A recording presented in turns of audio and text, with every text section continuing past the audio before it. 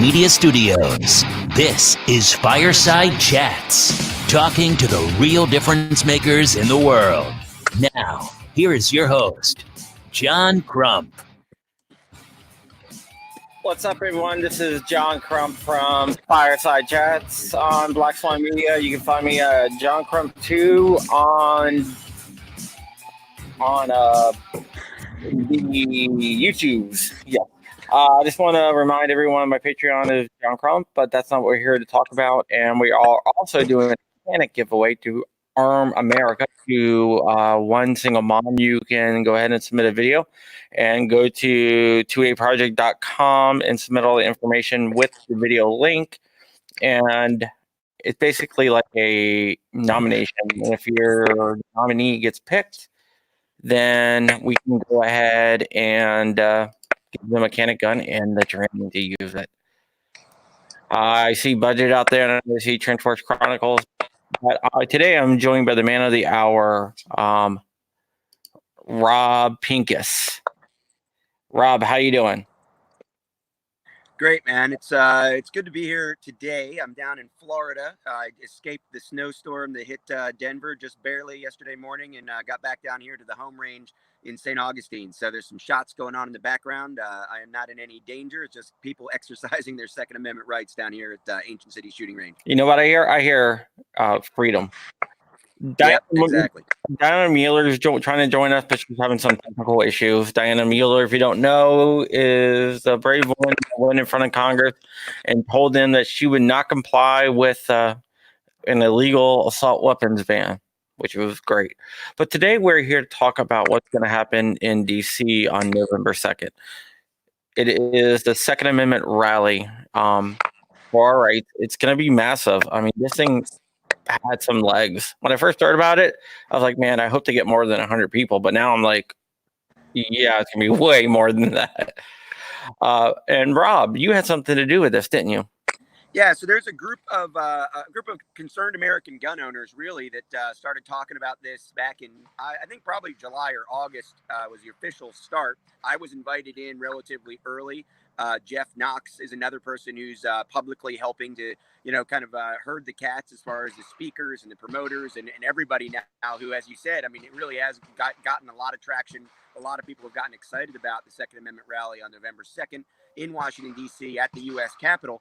All of the funding right now is coming from anonymous sources inside of the gun community, and everyone really on the committee, with the exception of Jeff and I, is also are remaining anonymous. So the idea is to make this a real grassroots thing. Obviously, some people had to come out and start speaking. Dianna joins us here now, and she's going to be one of our speakers.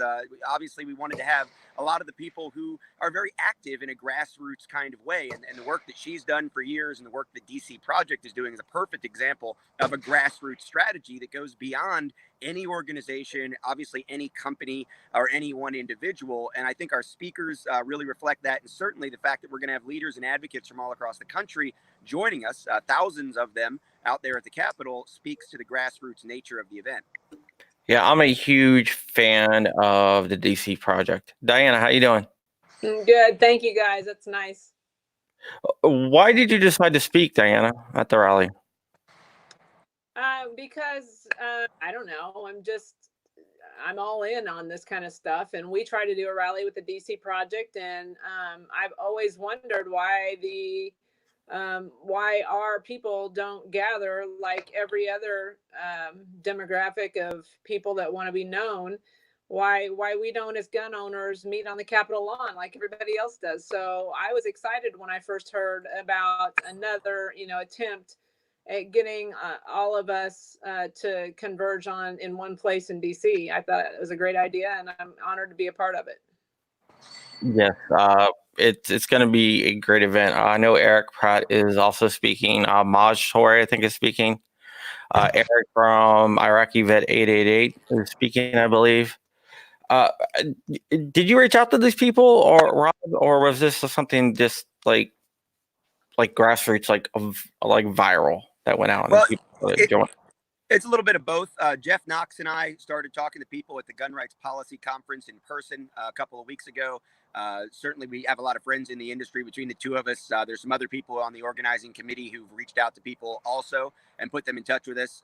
We talk probably 2 or 3 times a week as a full committee now, on a phone conference or group chat or something. And we've just gone through the list of people that both we knew that we were passionate about getting involved, that accepted the invitations. And now over the last week or two, we've had a lot of people reach out to us and request to speak or volunteer. Hey, if you're looking for speakers, we'd love to talk.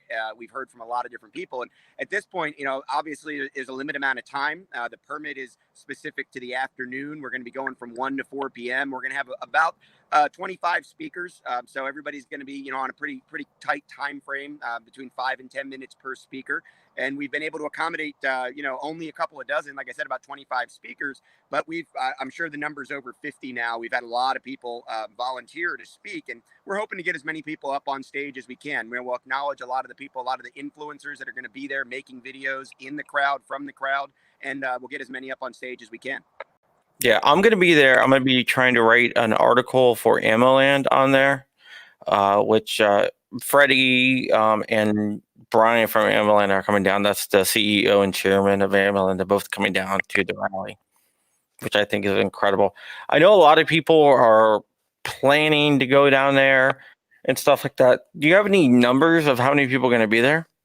We have a couple thousand people one way or another between the Facebook event or registering on the website that are, as of this morning, I saw the number is definitely well over 2,000. I think it's approaching 3,000 now when you look at all the platforms where people have, checked the box, so to speak. And that's really important to us. We want to make sure that we know who's coming. I've been on the phone with Capitol Police. There's other people on the organizing committee who've been on the phone with the Capitol Police. They are the people who issue the permits. They control the grounds, obviously, and they control all the activities there. So it's important that we know some idea of how many people are showing up. And we're expecting between 5,000 and 10,000 should show up on Saturday afternoon. How do we register? So yeah, people can register at secondamendmentrally.com. There's an email list you can get on. We'll be putting out information as it gets closer to the event about people that are, a lot of people are asking questions about how to get there, where to park, things like that. That's the way we'll be communicating with all the pre-registered people. Obviously, the website's also being updated all the time. And there's a Facebook event that's been started also under Second Amendment Rally.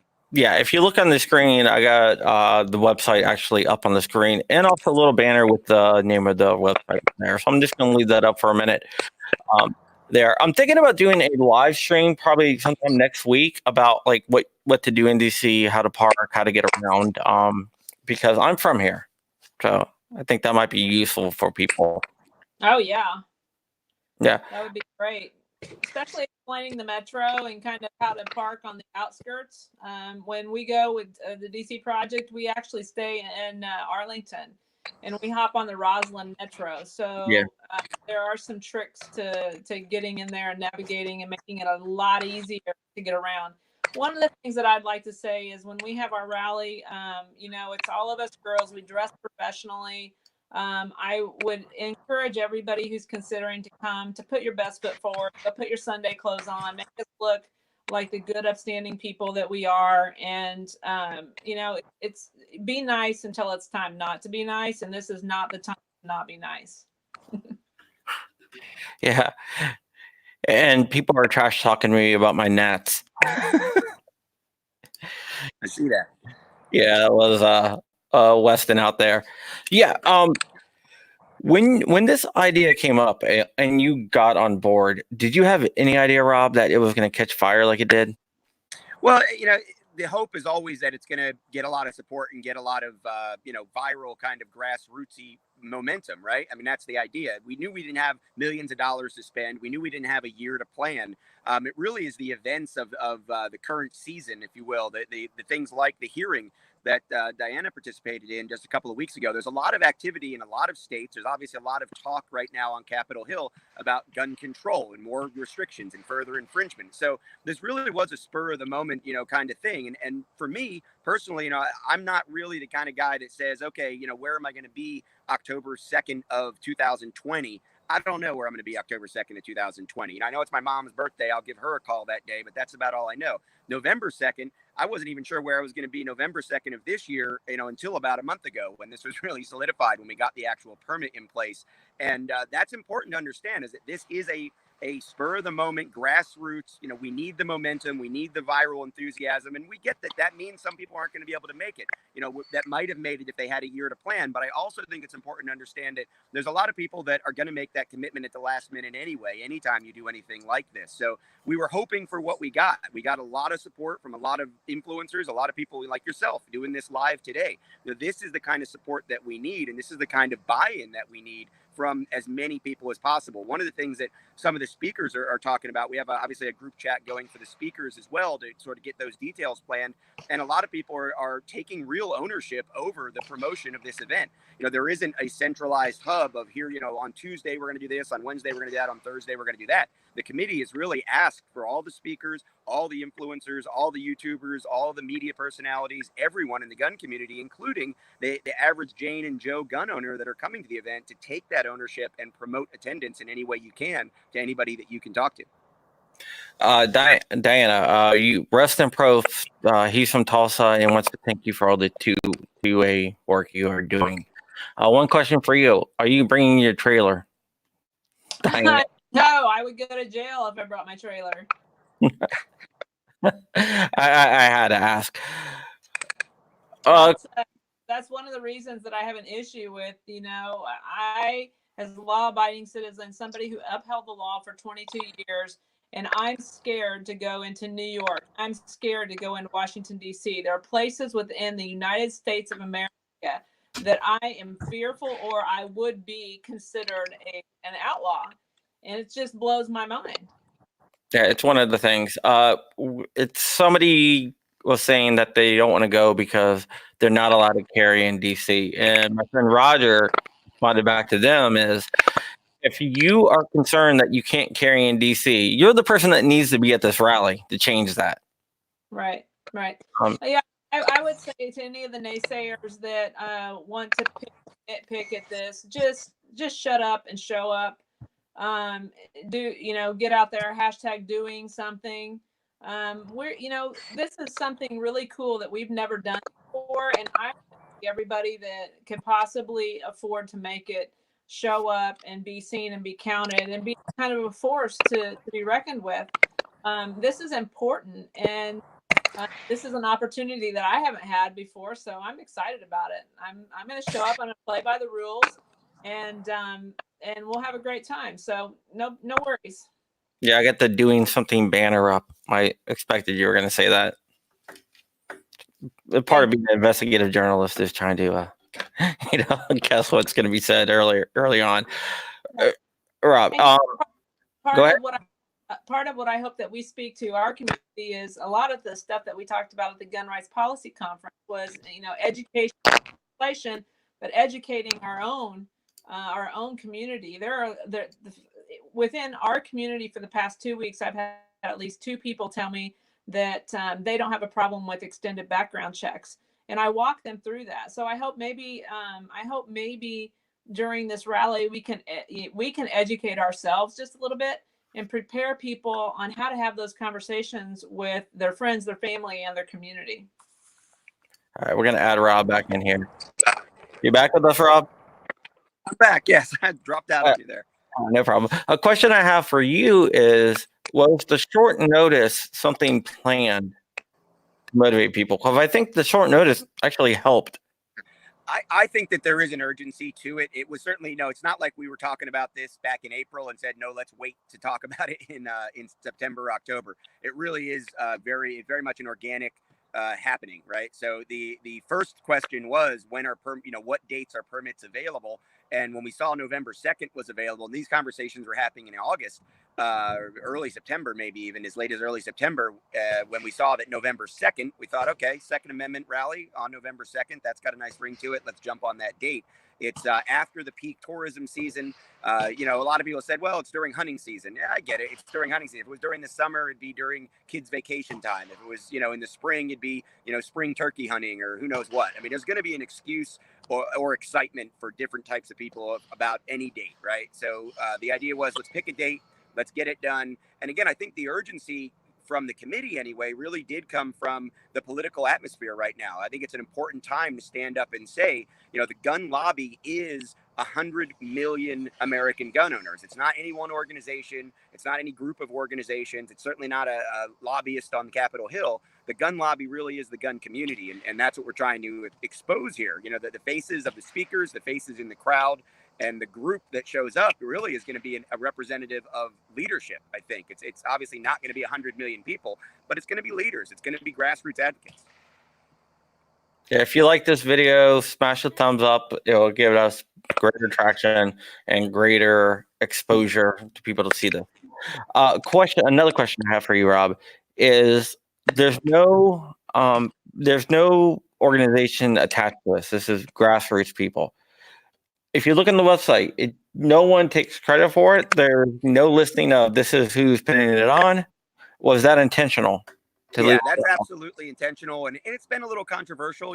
Some people are questioning that. The reality is, a lot like Jeff Knox and I have both, like I said, been very public members of the committee because somebody had to get out there and start ringing the bell and waving the flag. But even today, when we talked about coming on, I wanted Dianna to join us. I think there's going to be a couple other people trying to call in and join us as well, because I don't want this to be about me. Jeff doesn't want it to be about him. None of the people who've given money generously to fund this are asking for any credit or getting any signs or getting any banners on the website.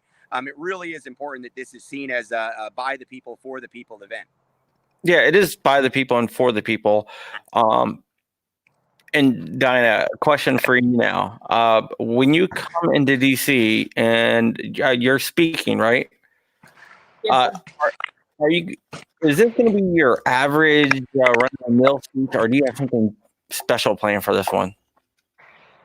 Are you asking what I'm going to? Yeah, what are you going to talk about, basically? I don't have an idea. That's so far away. I've got so much going on between now and then that maybe the night before ask me and I'll have an idea. Yeah. Okay. Are you sorry? I'm Sorry for putting you on the spot like that. I'm actually teaching a class at Tactical Disneyland, and I have to get back in there. But I appreciate you guys inviting me in for a moment. All right. Well, you enjoy that. And have fun teaching that class, and tell Stixer said hi. Every time I see Dianna, I always tell her to tell Stixer said hi. All right. All right, bye. All right. So Rob, no one's taking credit for this, which is awesome. There are a few people at first that were concerned that this was some type of setup. Did you get any feedback from those people? Yeah, I don't know what to tell them. I mean, obviously, you got, Dianna's involved, I'm involved, Jeff Knox is involved.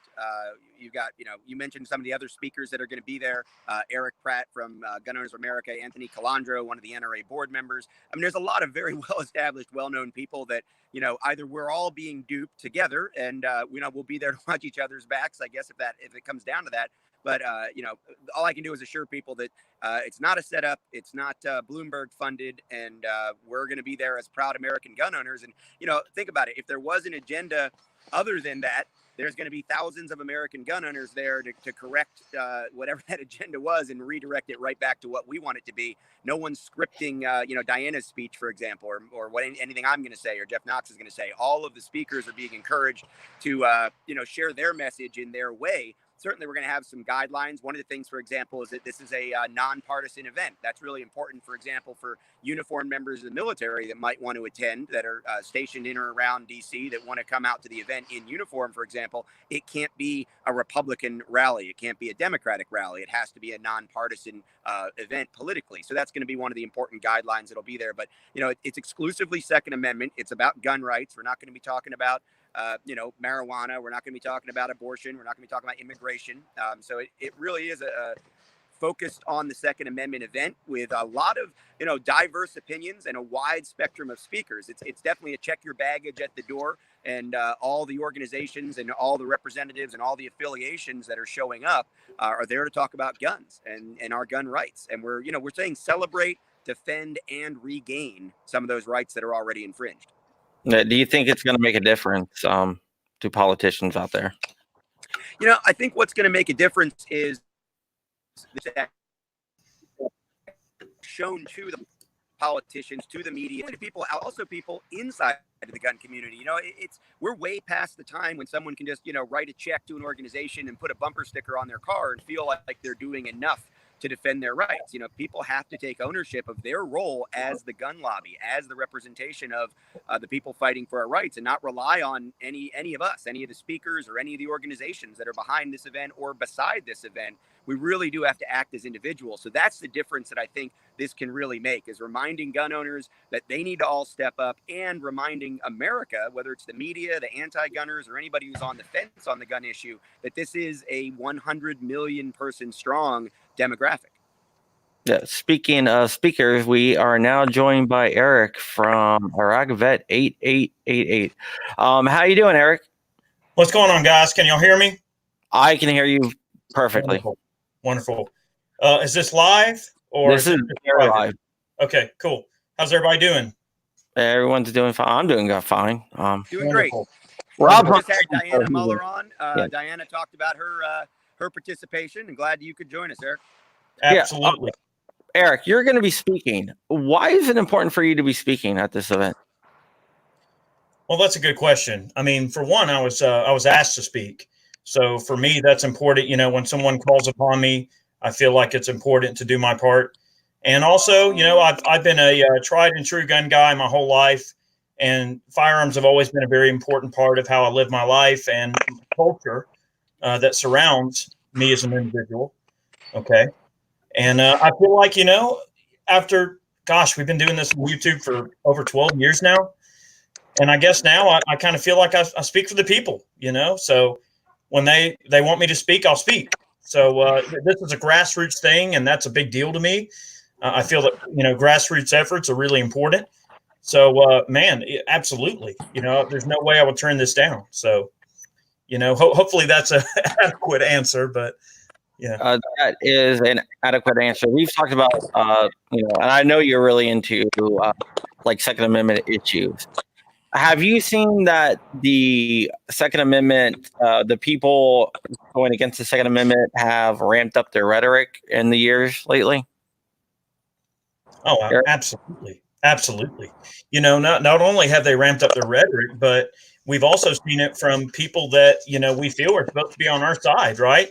There's people within the Republican side, the GOP side that, obviously they're being, pushed really hard by the left to support anti-gun measures. So not only have we seen that general rhetoric increase, but we've also seen on Capitol Hill the rhetoric increase in terms of side versus side. So absolutely, not only is their rhetoric increased, but their ferocity in terms of, them as a group has absolutely increased. All right, this question is for Rob.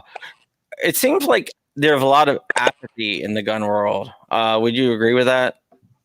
Yeah, I think that might be overplayed. I don't know that it's apathy. I hear complacency sometimes. I think people are struggling to figure out what to do, right? So it's like Dianna was saying, that hashtag doing something is really what this comes down to. Don't wait for somebody to tell you what to do. Go find out what to do. Find out what you can do. And I always talk about that grassroots advocacy is taking place, it takes place at the coffee shop. It takes place in the stands at your kids' sporting events. It takes place, obviously, at the office where you work, or on the manufacturing floor, during your breaks, whatever you're doing. That the opportunity to be an advocate doesn't mean you have to go to the rally. It doesn't mean you have to have a YouTube channel. It certainly doesn't mean that you have to work for a gun rights organization. It simply means that you are advocating. And it's important to get educated and articulate about it. And I think that's one of the things that will come from this rally is there's 24 plus speakers sharing their message, sharing their vision, sharing their words. That's going to inspire people and give people some more ammunition to use to do something, to get out there and be part of it. Because I think a lot of people want to, they just may not know where to start. Yeah, that is a big thing. This is a one and done thing, right? Yeah, right now there's no intention of making this an annual event or, do it again in state capitals, in the spring or any of that. I mean, Could it happen? Absolutely. Is somebody else going to pick up the banner and run with it and try to have their own event at some point? I hope so, right? We want this kind of activity to be emulated, not only at the federal level, but also at the state and local level. But the organization really is a temporary organization. It's a coalition of people who've gotten together to put this event on November 2nd. And there's no real intention or plan or agenda to continue doing anything else afterwards, except support all the good and the motivation that comes out of this one event. Yeah, G Webs out there says we are all the gun lobby, which is true. Eric, go ahead, Eric. Yeah, yeah, he's a cool guy. He's my mentor in this YouTube thing. You know, I give him ideas about writing, and he gives me ideas about YouTube. Eric, how long did it take you to decide that you wanted to do this? Now, you mean in terms of, are we talking about YouTube in general, or are we talking about the 2A rally? The 2A rally. Well, I'll be honest, Rob approached me about it, and at first I had some scheduling conflicts, and I wasn't entirely sure if I was going to be able to make it. But I quickly did some shuffling, and it was really easy for me to go, you know what, screw it, we're clearing the schedule, we're going to make this happen. And I feel that it's important, I've just always been the kind of guy, when I feel like people need me or want my input, I want to give that input, especially when it comes to the Second Amendment. And it's the most fundamental human right we have. Okay. It doesn't matter. All the other rights mean nothing if we don't have the teeth to protect them. So absolutely. I'm a libertarian in terms of the way I feel about politics and about everyday life and about liberty in general. So absolutely, if firearms are the end measure for us to protect our overall rights and as a totality sort of thing, absolutely. I want to support that any way I can. And we've always been very vocal about the Second Amendment. Yeah. Day one. I mean, our channel, even from 10 years ago, we were vocal about that. Yeah, I did see that. Another question for you, Eric. It's right after your event. Was that a concern to you that, you have a bunch of stuff piled up and maybe you shouldn't do it because, all the stuff piled up, or was it you're going to get there no matter what? Look, all right. I'm going to tell you something right now. If I didn't do things based on the fact that it was a schedule crunch or that it was inconvenient, I wouldn't do it at all. Right. So we have everything going as far as like, filming schedule, filming commitments, and now, obviously, different events and stuff. So, yeah, I mean, if we were going to do this based on, we don't have time or, it's a schedule conflict, well, we would never do anything. So everything we do, no matter whether it's an event or whether it's a filming commitment, there's always a schedule conflict in place. So I gotcha. Yeah, that's not a factor. A question for Rob. How much behind the scenes work has gone into this? A lot. Yeah, there's a lot of things going on. Not just, you can imagine like just reaching out and working with all the different speakers, then all the permitting process. And we've got one person who's local to DC who's actually working for the team as the liaison for the logistics, the stage, the sound system, all that kind of stuff. So there's a lot of work going on. And as we've talked about, there's a lot of people that no one's hearing about doing that work because it has to get done. And there's a lot of things going on in the background that are just, part and parcel to doing something at the U.S. Capitol, to doing something that involves 20 plus different, very busy people, different personalities, different interests, different, potential conflicts or potential agendas and all that kind of stuff. And, again, like I said earlier, everyone's been super cool about the idea of it's a coalition.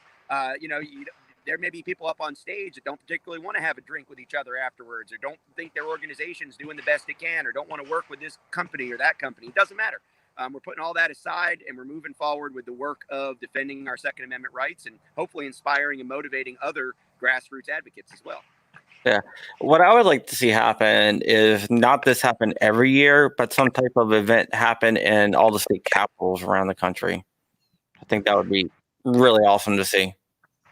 We actually talked at one point about trying to motivate people to have concurrent rallies at different state capitals, or even just to gather at gun ranges or gun clubs and like live stream from the Capitol. At the end of the day, there's just only so much time and so much organizational, effort to go around. And it was decided to focus on one event, make it the biggest, best event that we can. And hopefully other people will be inspired by that and put on events just like you're talking about, various places around the country. And again, probably back in DC again as well. Yeah, it's very inspiring. If you guys need anything done in DC area, let me know. I'm willing to help out any way I can. That's my AO, you know. Well, I think, like you said, putting out a guide for people that are going to be visiting, how to get around, use the metro, or where to park, anything like that is going to be really, really helpful coming in the next coming weeks, because a lot of people are a little intimidated by it. It's something that people are talking about. Well, I don't know. It's a busy city and there's traffic and it's expensive, and obviously there's the gun laws issue that no one's happy about. I mean, like you said, we care about the laws. We want to change the laws. The problem is the laws, right? We can't just say ignore them. We can't just sit at home or stay in Texas or Tennessee or down here in Florida, where it's a lot easier to own guns and carry guns and not care about people that live in DC, or not people that live in New York or California or New Jersey. We got a couple people coming down to speak from New Jersey. In fact, we have a couple people coming out from California to speak. It's some of these most oppressed areas that we have to do this work. And nobody likes the idea of leaving our guns home to go to Washington, DC, but we must go to Washington, D.C. to have an event like this every once in a while just to do the work. Now, Eric, when you get there and you get up on stage, do you know what you're going to say yet? I asked Dianna, and she's like, I have no idea. So. Well, look, I'm glad you asked that. That's a very good question. So, generally the way that we do gun gripes, I think at this point, I don't even want to think to imagine we're 200 episodes in on gun gripes. Every gun gripe we've ever done has always been 110% ad lib. We never, write a script. We might have a few basic talking points in mind, but for the most part, it's all generally ad lib. For the 2A rally, especially considering that, I might be making introductory statements, I will write a speech just to make sure that I'm clear and concise, and that it's within a timely manner and professional. And, I want to make a good impression on people. I want people to feel like, as a gun guy, that we have our stuff, we have our ideas together, that things are clear and concise. And that's important to me. It's no different than giving a presentation in front of a large group of, corporate America. If you've ever given a speech in front of corporate America, or a presentation, or if you've ever given a speech to or a training class to military or law enforcement, it's the same type of thing. We want to make sure we're going into this with a clear head, and we're using logic, and we're being fair and concise, and that we're being professional. I believe that's important. Yeah. We are now being restreamed on IG Live by gun websites, which is cool. You know what, Rob? I think you should make Eric speak right after Maj Toure speaks. Yeah.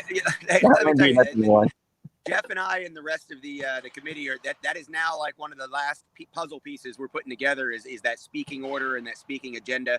We're still waiting to hear a couple confirmations. We've got a couple of higher profile, people that we want to have speak that we're hoping we can get confirmed. So a couple of last will occur, but in the meantime, I think Maj is joining us now, and these guys are on the agenda. We just don't know exactly when. Sometime between 1 and 4. We know that. Maj, what's up, my brother? Maj, can you hear me?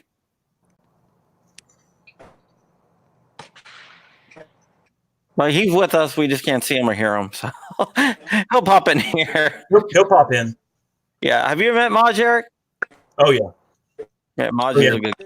Yeah, I met him for the first time at the NRA annual meeting. John put together the little gun collective NRA panel, and that was the first time I actually met Maj in person.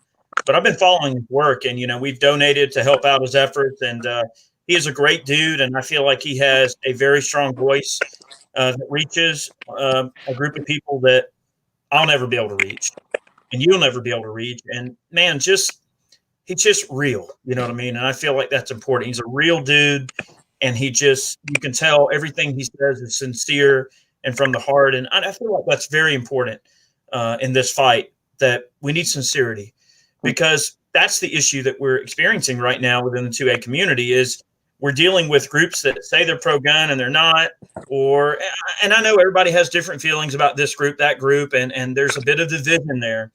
But I feel that it's important for us to really kind of come together under one banner. And I believe sincerity and grassroots effort is that banner for us to just be human beings. We're people. We all have regular lives, and regular commitments that we have to adhere to. And I feel that the Second Amendment really is the war cry that surrounds rural America and also just blue collar working man America. And Maj represents that, the urban environment. It's just he has his finger on the pulse of that heartbeat, and he's a very important part of this fight. Yeah, one of the things that some people are saying that are being naysayers is that it won't make a difference, that the politicians don't listen to the average everyday people. They listen to billion-dollar donors. Rob, what would be your response to those people? At the end of the day, it is the people that vote, and whether there's billions of dollars to be had or not from a company, there's obviously billions of dollars to be had from those individuals that are American gun owners. It's 100 million people that are spending money with those companies, that are donating to campaign funds, and it ultimately go out and vote. So I understand the idea, the pessimism, the skepticism, the people that have the conspiracy theory that there's 15 people sitting in a room somewhere deciding what every politician's going to say and do, and the multinational corporations are running the world. Great. At the end of the day, it's the world that we're living in. It's the world that we are interested in changing. It's the world that we are responsible for changing. And I think we have to take ownership for that. And it's kind of too easy to sit there in a room and say, well, it's not going to make a difference. Try. Maybe it will. Maybe we'll be surprised. So, Eric, do you have all your travel arrangements made yet, or are you still working on those? Yes, sir. We are booked up. I'm good. I got my hotel booked. I got my flight booked. And I will just very briefly add to Rob's statement there. I feel it's very important, for people to understand that sitting on your couch and doing nothing is nothing. So why is everybody getting all worked up over, this will do nothing? Well, sitting in your couch will do nothing too. So it's important that we at least get our voices out there and our faces out there.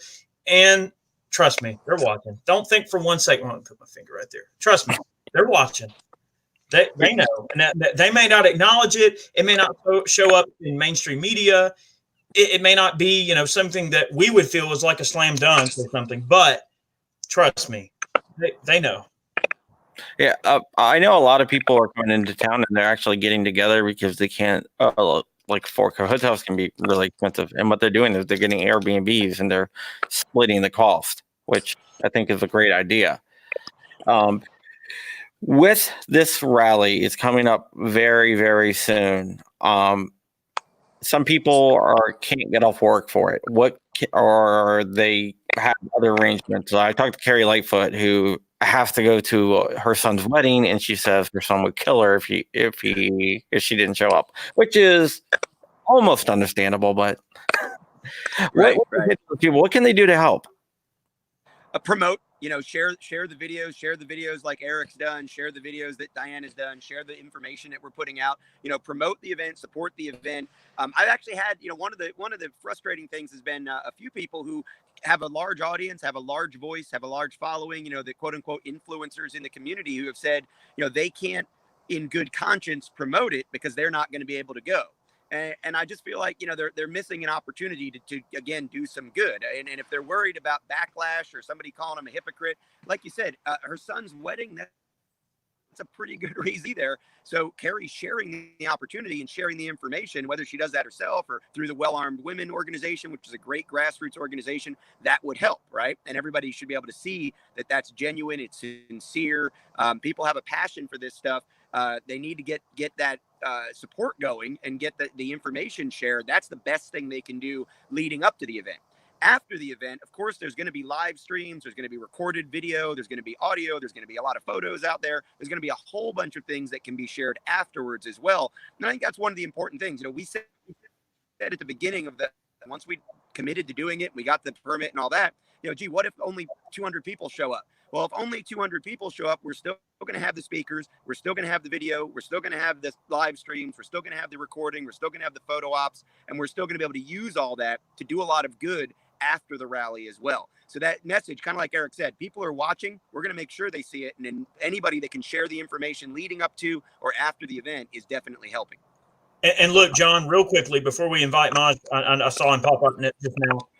I want to mention that for every one person that shows up to this rally, what we have in terms of reach, in terms of getting this thing out to people and actually getting our people's eyeballs on it, we have it 20-fold, no problem. If not 30, 40-fold. I mean, for every one person, there's 40 or 50 people online. They're going to see what we're doing. So we may not have the people in person, but trust me, they're there in spirit. And I feel it's important to recognize that there's a lot of people that want to attend this event and that just simply can't due to scheduling conflicts. And that's understandable. You know, we don't have the luxury of being the left and going, oh, well, I don't have a job and I'm just going to, do this bull crap and get paid a little paycheck and a free bus ride. Nah, we're not that group of people. We work and, you know what I mean? We take care of our families. We have commitments. So I actually expect this event to be a smaller draw than what you would see from something the Antis have put together, because we work for a living. Hello.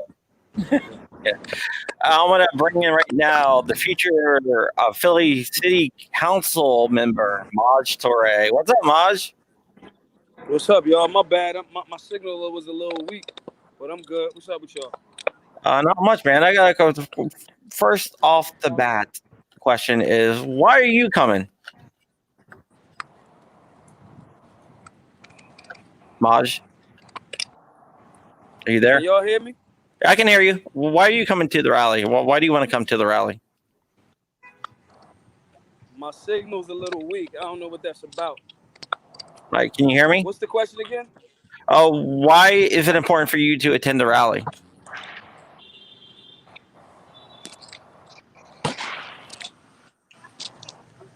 Could you hear me, Maj? I can hear you now. My jaw cutting out, but it's choppy. Why is it important for you to attend the rally?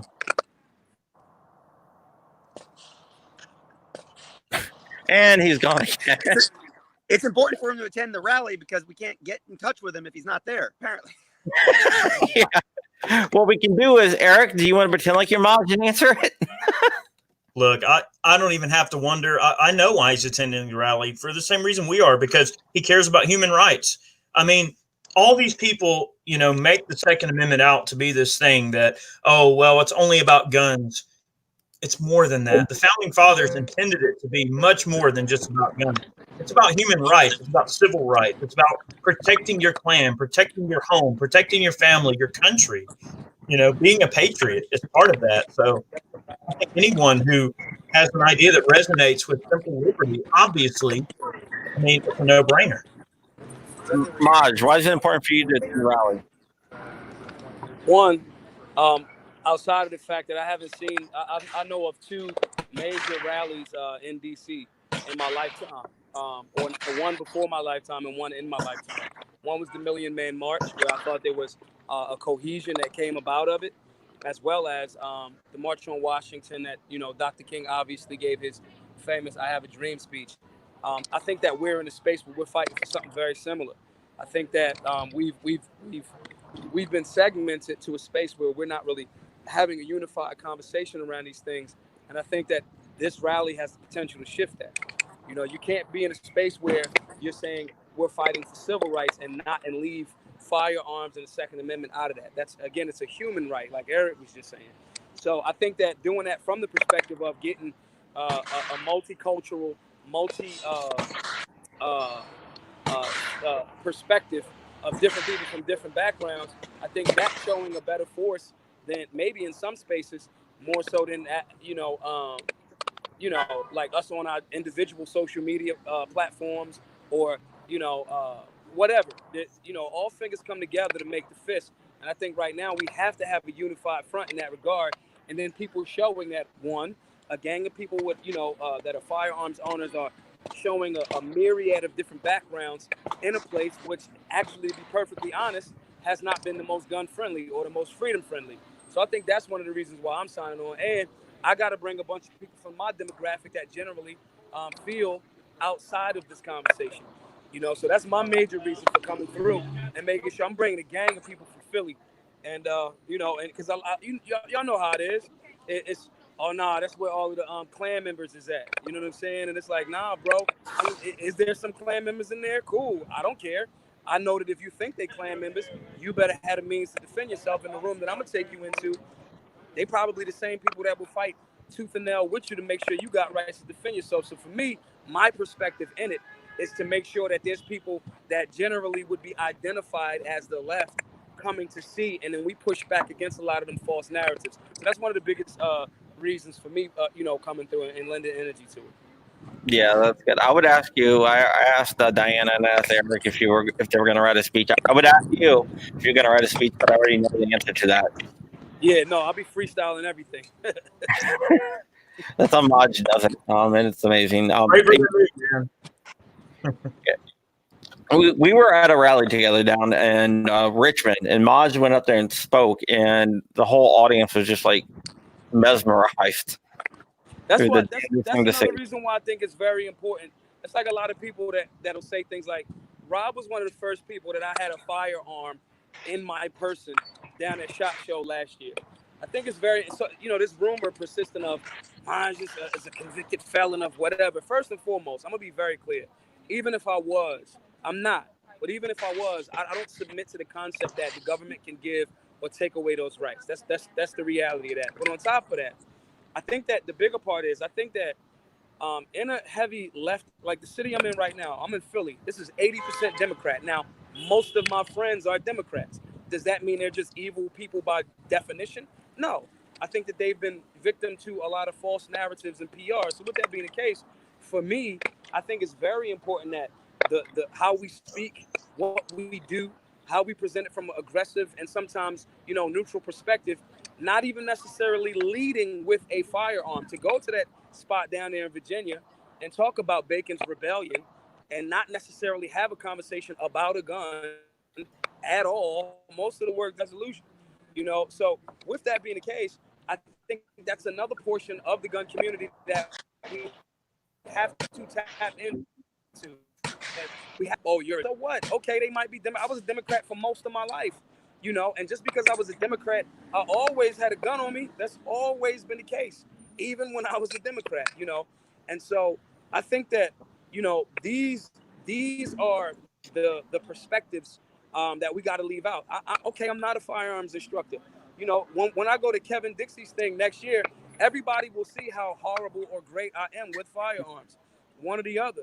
You know what I'm saying? But the reality is, if you only, and we have had a tendency to do that sometimes, if you only, maybe not the people in this room, obviously, but if we only lead with just the firearms open, as well as, if we're not talking about the historical context of when people fought against bullshit like this, this assault weapons ban, these types of things, if we can't give historical context from a practical perspective without alienating the left, quote unquote, I think we do ourselves a disservice. And I really, really feel like, and I have to say feel because I won't know until after the rally, but I really feel like this is a very rare opportunity for us to do that. And with people that are clearly firearms training experts, law experts, so forth and so on. But, you got guys like Michael Sodini who comes through with, Walk to Talk America. That's a mental health conversation. That's us grabbing the bull by the horns and us dealing with that before the other side. And I don't mean left or right. I mean people that don't necessarily know what we know about the 60% of suicides, the fact that the vast majority of mass shooters are on some sort of psych meds. You know what I'm saying? Like, until we start having those conversations, okay, we'll get to the guns. That's great. Everybody in this room got guns. That's not like everybody that's walking past me right now in this democratic city. The vast majority of these people got guns, whether they're, educated or not about it. That's a whole nother thing. But I think that we have such a powerful.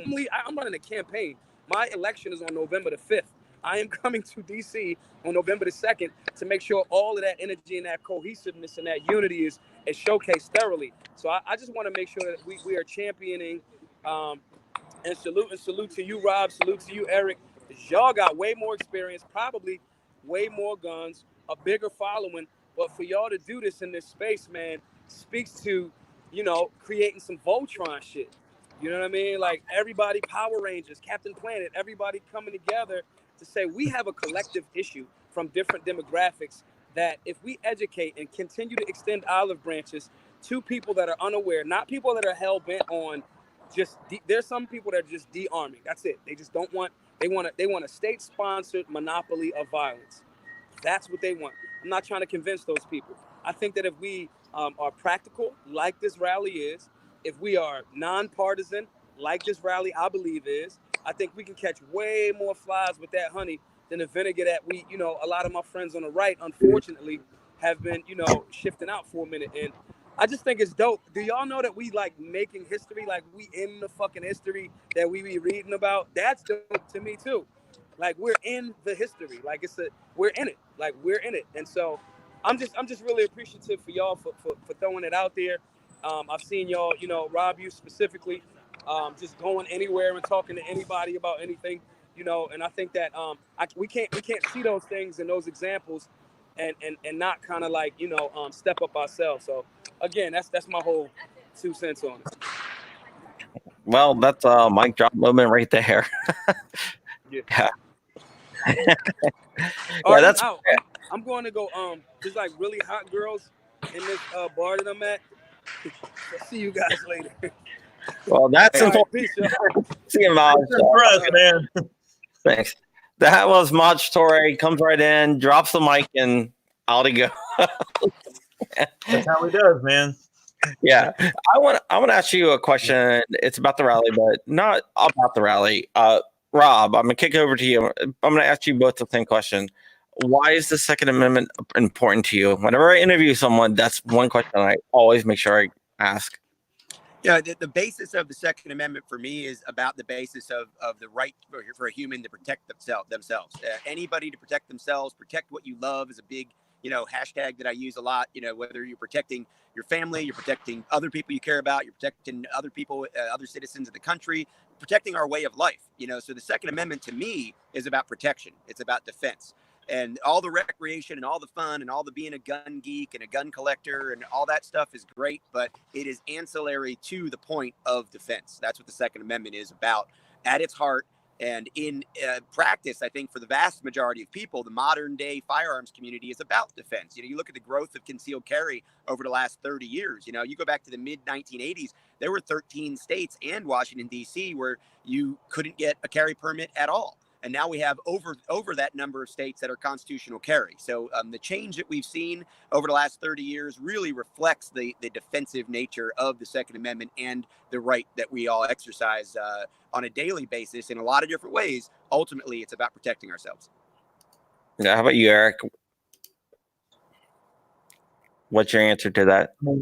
Well, my answer would be 110%. I feel that it's important for the Second Amendment to be a cause that surrounds the defense of our culture, our country, our families, our communities. And I think that a lot of people, especially when you look at, the way they make laws, right? You look at this sporting clause. Oh, a gun has to have a sporting clause. Oh, if it's sporting use. Come on. Just the nature of how we even develop laws and come up with terms in terms of how we apply these laws, like 922R compliance and things like this. It's bogus. The Second Amendment has nothing to do with killing deer. Okay. Don't get me wrong. I love hunting. I will tell you, I'll be the first dude to get out in the woods. In fact, I'm going out in the morning, first thing, and I'm going deer hunting, and I can't wait. But I also understand that the Second Amendment, primarily the language and nature and character of the Second Amendment is that we are to protect our society and protect our way of life and our sovereignty. And that is what is most important to me is my nation's sovereignty and security. And, we have to be ready. If someone invaded us, for instance, people have to be willing to pick up a gun and go and fight for one unified cause. I think that's an important thing to acknowledge with the Second Amendment is that it is to give us the ability to get together and fight off those that would harm us, right? But it's also an individual right in that we, need to be able to protect our families, our communities. And ultimately a tyrannical government that would harm us, to be that check and balance that would negate, them running us over. So, people don't want to talk about that. And I get it. It's hard enough to get people to have a conversation about owning a gun. Just the simple fact of owning a gun, whether you own a deer rifle or your grandpa's old revolver he left to you, or a handgun, or an entire safe full of guns. It's hard to start the conversation to get people to talk about owning a gun.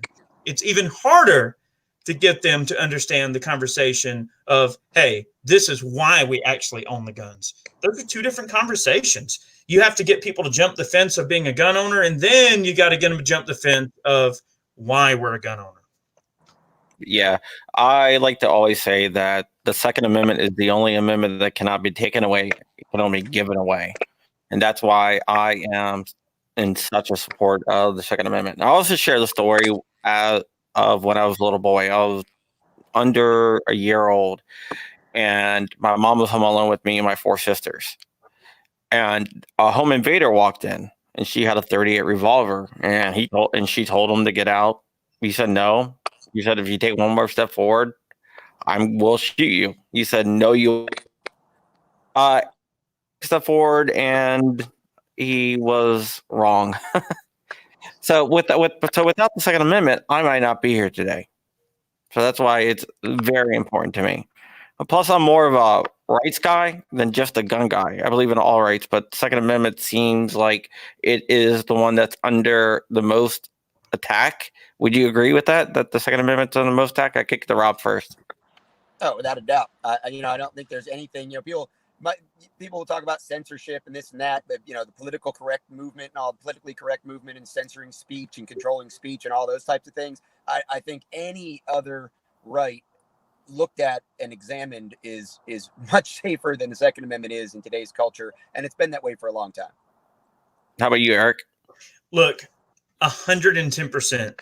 We are the most bastardized, criminalized, shunned, redheaded stepchild bastards of the entire country. If it's the one thing that gets pushed against the wall, absolutely thrown out of society, it's the Second Amendment. Gun owners are the most hated people, the most shunned people. We don't get any representation across the board. And then when you even look at social media, we're being constantly censored. Our videos are being taken down over stupid little bullcrap, just trying to share our thoughts and feelings with other people, other patriots. YouTube being, a platform that literally they have a multi-page mission statement. And in that mission statement, they say multiple times that they believe strongly that people should have a right within their sphere of influence to be able to reach people that want to follow that content creator, to develop an audience, to share their ideas. Okay. And we're constantly censored. So when you look at even the First Amendment is at stake when it comes to Second Amendment. Not only is the Second Amendment something that's bastardized and thrown into a corner and put a dunce hat on us and throw us in the corner like a redheaded stepchild, but then our First Amendment rights are also under attack because then they don't want us spreading our views about the Second Amendment. It's a first and 2A issue, 100%. I mean, PragerU is actually going to court with YouTube on the 25th in the state of California. And right now at the federal level, their federal case is still being looked at, and there still hasn't been a decision that's come down from, their case at the federal level. So PragerU has spent millions of dollars to fight Google and YouTube over 1A issues, but the 1A issues are related to 2A and the conservative ideals as well. So it's a huge thing, guys. October 25th, you never know. Not that there'll be, necessarily a decision, but November 2nd, when we have the rally, who knows? Maybe we'll have some news to share about this because it has to do with all of our rights. I mean, look at me. I've ran a political gun gripes show, right? I mean, gun gripes is political. And we're on our 200th and some odd episode now. And how do I know a year from now I'll still have the ability to exist on the very platform that I helped build 12 years ago? We've been at this 12 years, right? 1A and 2A are two co-mingled things in our society. They don't want to give us the microphone to even fight for our rights. And that is what people need to be concerned about as well. Not just 2A, but 1A as well, and the censorship that goes along with it. Okay, I got one more question for you, and we're going to wrap it up here. I'm going to kick it to Rob first. One of the other things that a lot of people are saying is, it doesn't matter when the naysayers. I like addressing these. I don't believe any of this stuff, but I like addressing the naysayers and pointing out where they're wrong and stuff. I think they're wrong. What do you think about the people who say, it doesn't matter because the media would never cover it? Well, I think that we are our own media, right? I mean, look at what Eric's done. Look what he's been able to do, the reach that he has alone, right? You're doing this live stream today. You're writing for AmmoLand. We create our own media. The nice thing about the internet, and one of the greatest things about the YouTube and the social media and everything else, is that we can share this message, and we need to be sharing this message. I think it's one of the important things to remember. One of the reasons that the gun rights community or the gun owners can be shunned or can be stigmatized negatively is because we don't have 100 million people wearing that Second Amendment shirt. We don't have 100 million people talking about guns on their social media. When I go into Manhattan, when I go to Europe, when I'm sitting on a plane somewhere and I talk to people outside of gun world, you know how many times I hear they do this a little bit. Maybe we're at a dinner party somewhere and then they look over and they go, I've got a gun, or I've got this, or my grandfather left me this, or my dad and I go hunting. And it's like a hushed tone whisper thing. It's like an under the radar. People don't want to come out and be proud gun owners. Well, that's what we need more of. And that's, again, coming back to the rally. That's part of the thing that I want this to really inspire, is people to come out of that closet and not allow that negative stigmatism or that negative connotation around gun ownership to continue. If everyone, if we just shut the lights off for a second, everybody raised your hand if you own a gun, and like Maj was saying, in Philly, in Los Angeles, in Manhattan, in Washington, D.C., you're going to see a lot of hands if we throw those lights back on that you wouldn't have expected to see. And there, again, we come back to it. It's a third of the country, right? Almost half of the people in the country, 47% of the people in the country have lived or do live in a household with firearms at one time or another. So it's important to understand that if we would get louder and get prouder about being gun owners, a lot of this censorship and stigma would go away. All right. Yeah, I hear that a lot when people are like, hey, man, I own a gun. Or can you take a look at it to make sure everything's okay? I just bought it. Right. Or what type of gun should I get? From like a guy, I worked with a guy very, very, very far left. I thought he hated guns, and he's like, hey, can you help me buy a gun? I'm like, okay, but why are you whispering? I'm trying to buy a legal gun. He's like, no, I just don't want anybody to know. And I talked to someone from Media Matters, who was big up in Media Matters. He was like, I read your stuff.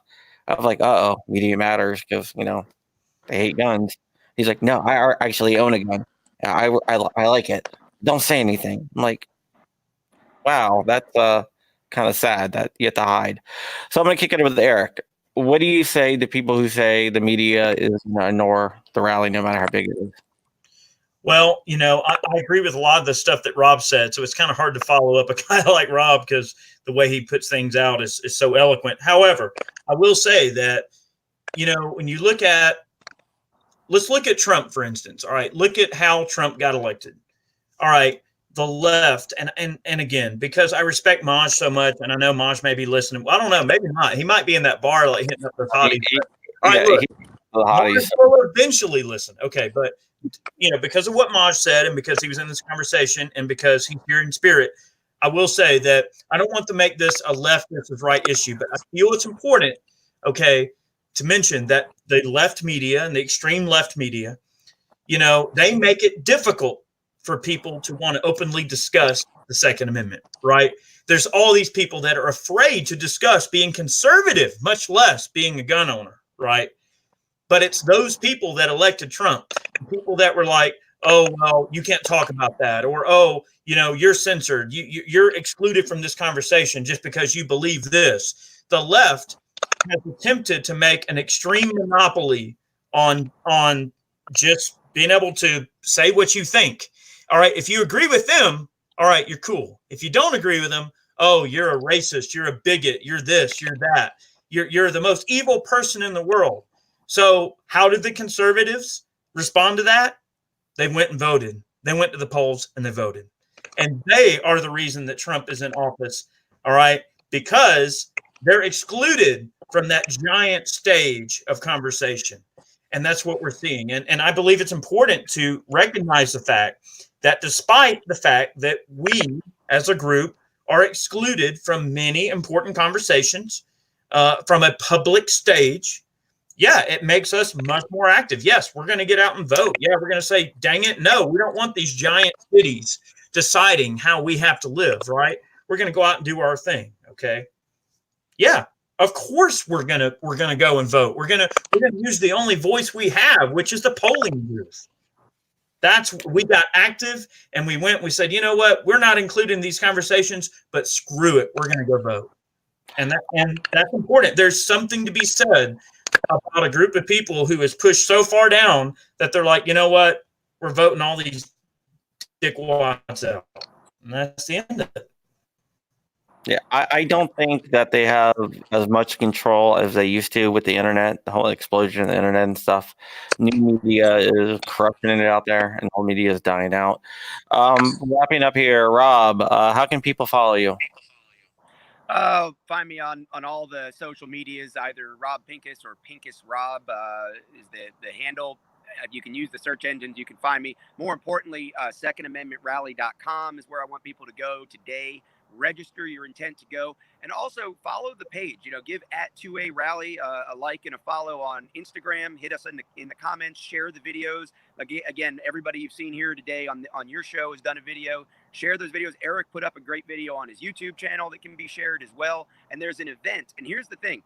Even if you're not going and you click interested in the event for the Second Amendment rally on Facebook, that's going to get it into the news feeds of a lot of your followers, your friends, your family, the other people that you can influence. So I get it. A lot of people aren't going to be able to make it, but if you click interested, that'll still get that out there. And hopefully you are interested in it. You're going to follow it. And you're going to see the videos and you're going to see the stuff that comes out of it anyway. So being interested or signing up for more information at the website will help. Good. And Eric, tell people how they can follow you. I'm sure like 99.9% of the people out there already know how to follow you, but go ahead and tell them anyway. All right. Well, I'll mirror everything that Rob said. It's important that we get involved with the rally. We really need people's support right now. Even if you're not going, share the content, share the videos, get it out to all your buddies. Even go on Facebook and say, yes, I'm interested. Because like Rob said, that helps the search algorithms. It helps get it really in there and get it into the feed. So at least do that at a bare minimum. If you want to follow my YouTube channel, Iraq Veteran 8888 on YouTube. We are on Instagram, Iraq Veteran 8888 _official, I believe, and that's also on Facebook. So we're very active on Facebook, Instagram, and YouTube. We post a lot of content on YouTube, but we also post behind-the-scenes photos on Instagram, and then we post a lot of political articles related to our overall arguments, especially in pertinence to gun gripes, over on Facebook. So if you follow us on all three of those places, you'll kind of know the lifeblood of everything we're doing. All right, I'm going to wrap up by saying Real John Crump on Facebook. That's where I'm usually at. This YouTube channel is a new YouTube channel. I'm just getting into this YouTube stuff. Real John Crump on Facebook and Instagram, Crumpy SS on Twitter. You can read my stuff over at Amaland. Be sure to subscribe to this channel. I have a Patreon, John Crump, which we use all the funds for 2A stuff. We are giving away, it just was launched today, a Canic pistol and gun training to a single mom. So basically the way that's going to work is that you make a YouTube video and you go to 2aproject.com and you put in your information and you nominate a single mom to get that gun in the training. And my Patreon followers and people in the Black Swan Media Group are going to look through all the videos. And on November 30th, we're going to pick someone to receive the Canic, which courtesy of Century, big ups to them, and the gun training. And I'm calling it Army in America because we're going to be doing this over and over again. Right now we're doing single moms, and we're going to do something else after that. So hopefully we will be able to help people protect themselves a little bit more at no cost to themselves. So check that out. All right. My name is John Crump. I write for Ammoland. I am also the Virginia director for Gun Owners of America. I think Eric's going to be coming to our event in April. And Rob, you're more than welcome to come too. I reached out to you, but I never got an email back from you. I emailed you about it like months ago, but I'll send you another email. Email's slow, man. Text me. Hit me in the comments. I didn't have your number until yesterday. So. Now. Yeah. All right. Thanks, man. Yeah. All right. Thank you, guys. And everyone out there, you have a good day and enjoy your weekend. Bye.